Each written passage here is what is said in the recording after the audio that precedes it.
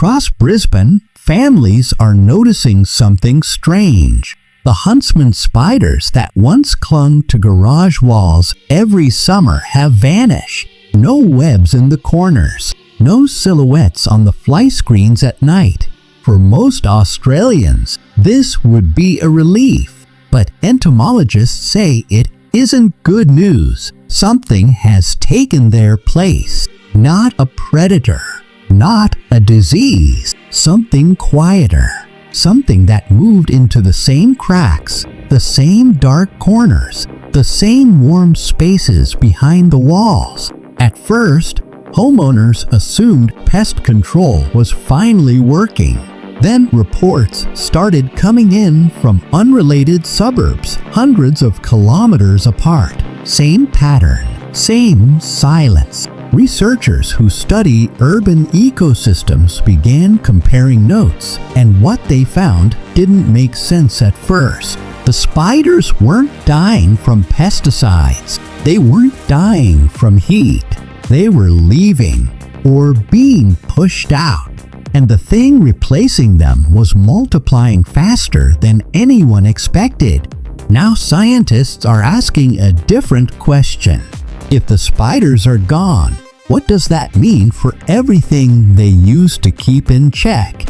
The first calls came from western Brisbane in the suburb of Kenmore.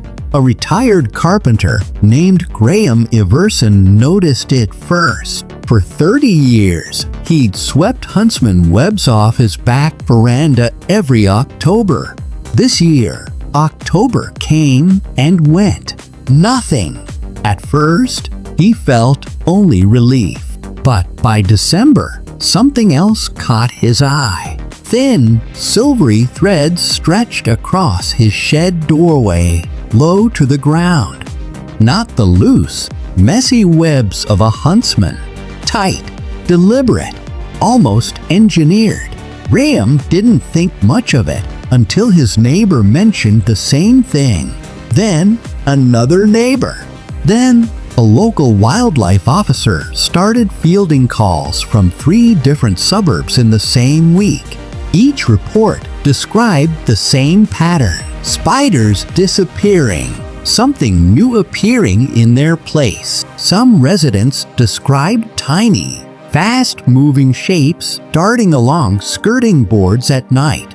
Others found strange clusters near hot water pipes, tucked into insulation, hidden behind wall vents. One man in Toowong said he found 17 of them behind a single power outlet. He didn't sleep well after that. Local pest controllers, who usually deal with cockroaches and rodents, started getting requests they couldn't explain.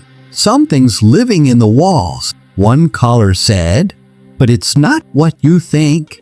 Entomologist Dr. Callum Ashworth, based at a research station outside Brisbane, heard about the pattern through a colleague. He assumed it was exaggeration. Then he visited a home in Kenmore himself. What he found in the roof cavity made him go quiet for a long moment. He didn't tell the homeowner what he was thinking. Not yet.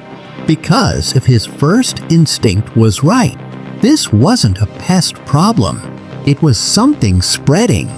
Dr. Ashworth collected samples that night, careful not to alarm the homeowner. Under his portable scope, the specimens looked almost familiar.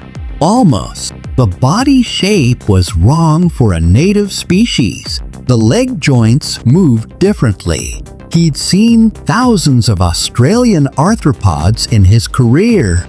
He hadn't seen this. He sent samples to a colleague at the University of Queensland, an arachnid specialist named Peter Whitfield. Whitfield's reply came back within 2 days, shorter than expected. "Call me. Don't email this." That alone made Ashworth uneasy. On the phone, Whitfield explained that the specimens matched a species usually found in shipping containers from Southeast Asia. a species known for outcompeting native spiders in enclosed spaces. But something didn't add up.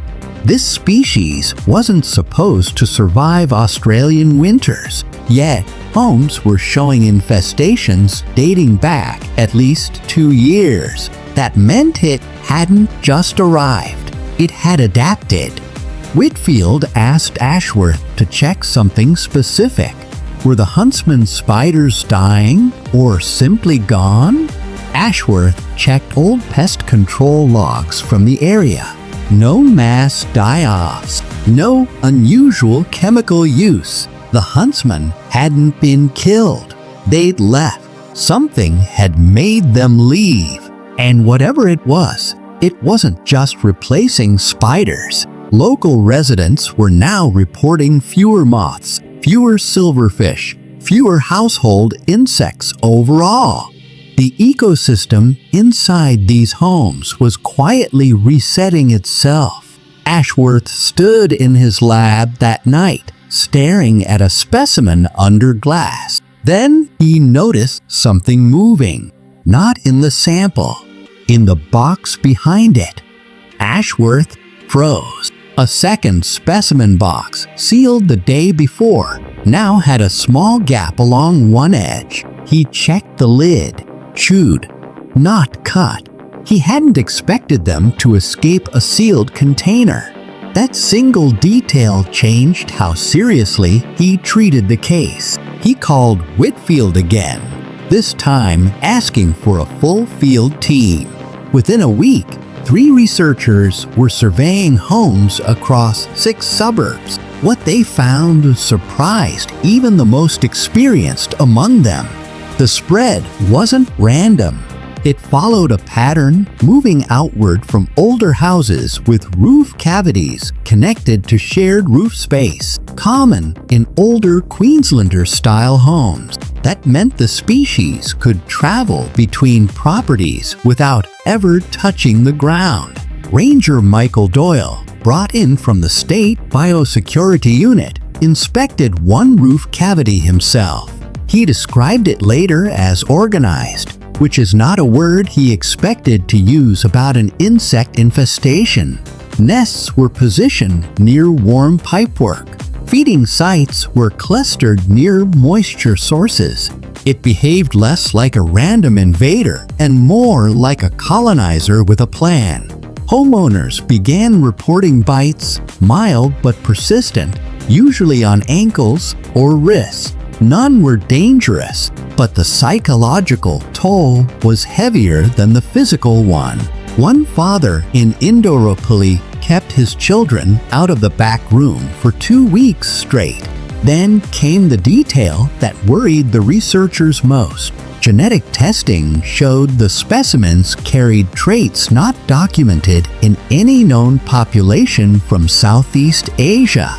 Not a known subspecies, not a labeled variant, something in between.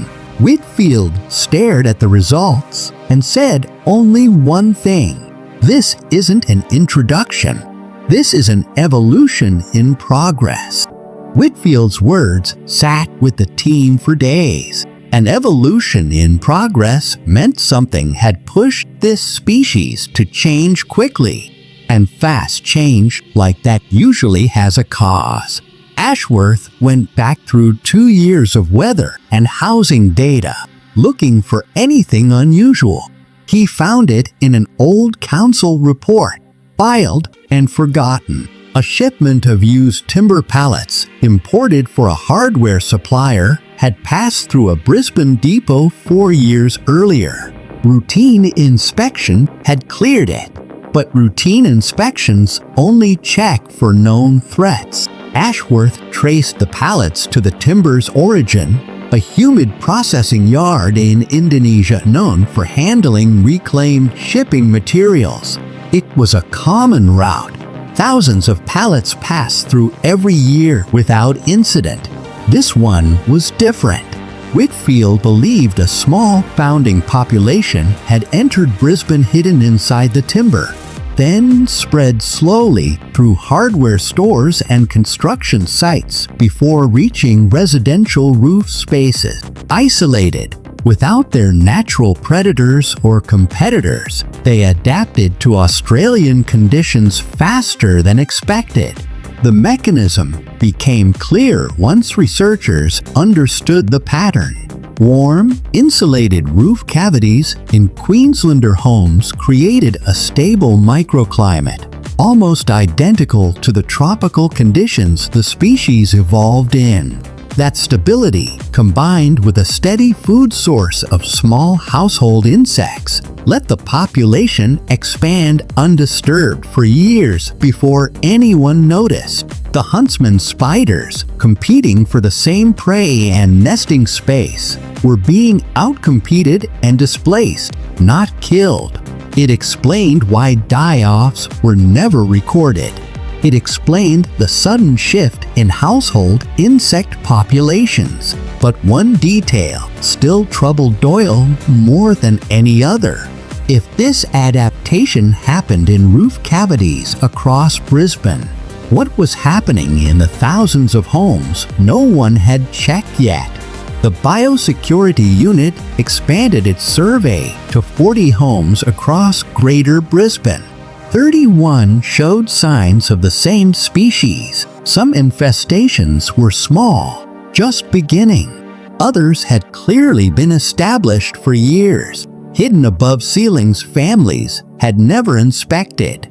Doyle called it one of the quietest invasions he'd ever documented. No headlines, no mass panic, just a slow, steady takeover happening above people's heads while they slept. The state issued updated inspection guidelines for older roof cavities, focusing on homes near hardware supply routes and construction depots. Pest control operators were retrained to identify the species and its nesting patterns. For the first time, authorities also began monitoring native huntsman populations, tracking where they'd been displaced and whether they could re-establish once the new species was controlled. Early results were cautiously hopeful. In homes where the invasive population was removed, huntsmen began returning within months. It turned out the same big, harmless spider Australians had spent decades sweeping off their walls had been doing quiet work all along, keeping smaller pests in check. Its absence hadn't been a relief. It had been a warning sign. Graham Everson, the retired carpenter who first noticed the silence in his shed, had his roof cavity cleared that spring. By the following October, a familiar shape appeared on his back veranda. He didn't sweep it away this time. He left it right where it was. Sometimes the presence of something unsettling is exactly what a healthy home and a healthy ecosystem actually needs. If this story surprised you, there are more hidden shifts happening in ecosystems around the world, some right in people's backyards. Subscribe to catch the next one before it disappears too.